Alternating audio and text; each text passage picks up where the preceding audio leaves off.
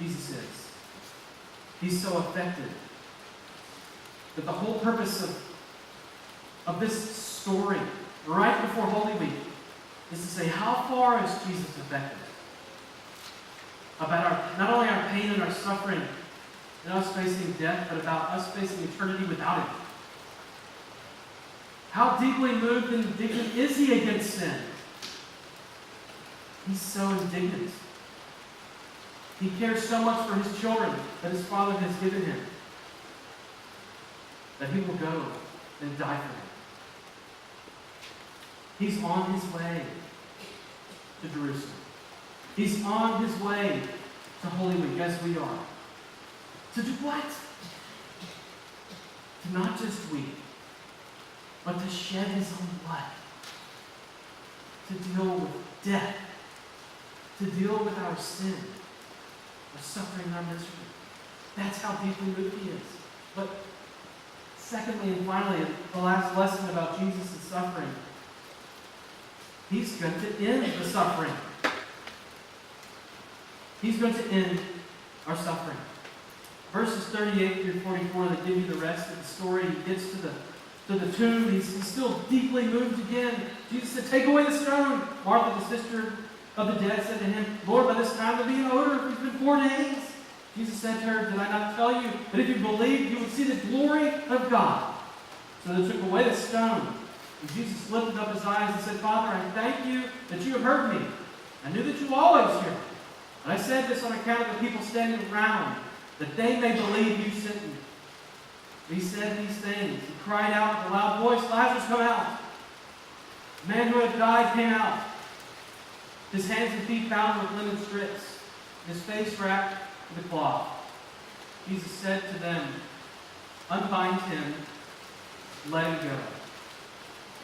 It came true what Jesus had said to Martha, "Your brother will rise again." How is that possible?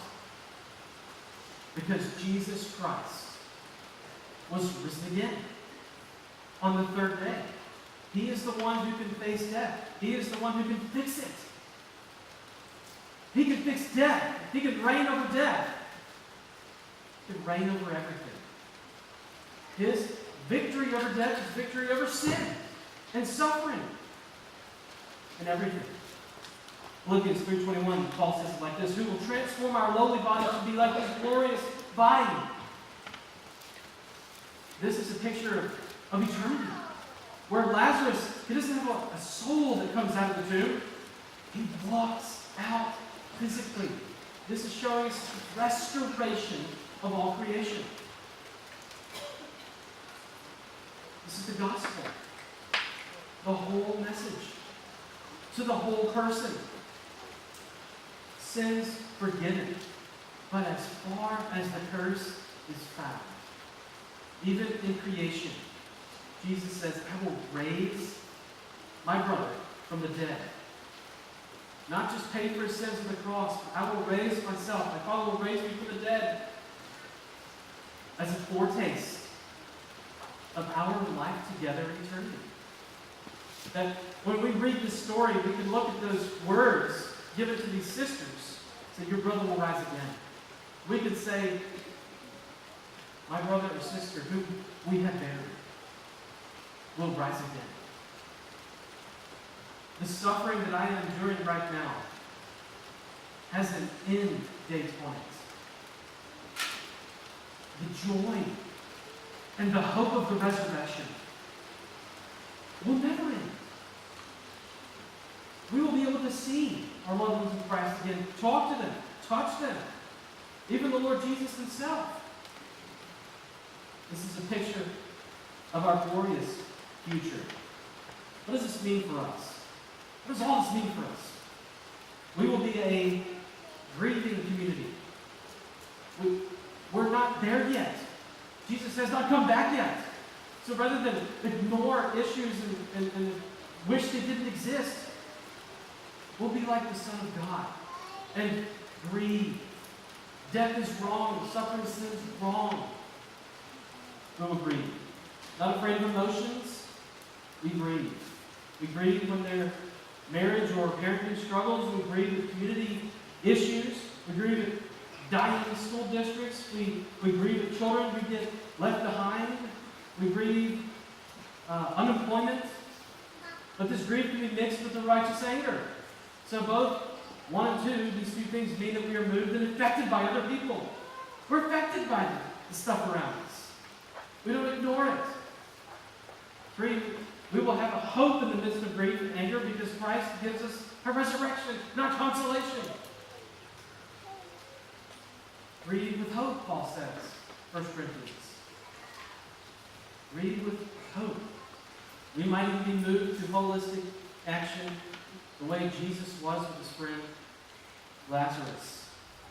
Deeply moved, maybe to enter into someone else's suffering, to sit with them, to be with them, to serve them. Maybe provide physical care for a community as a sign of hope, a tangible offering of the gospel. Why? Because somebody physically left the tomb. Just as somebody, Jesus Christ, will physically show up again.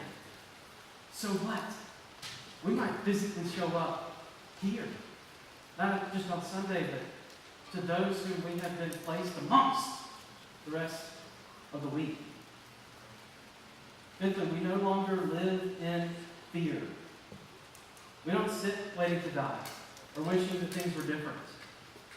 We act now with the gospel hope that we have been given in the resurrection of Christ, knowing that what? Well, we can die. Live as Christ and what? Die as gain, as Paul says. No one else can say that except those who know Jesus. Well, in the midst of whatever we're dealing with in life, I did marry a Brit, and there is a British poet whom I like, John Donne. He says this: "Death, be not proud.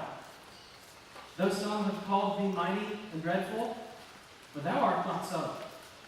One short sleep past, we wake eternally, and death shall be no more.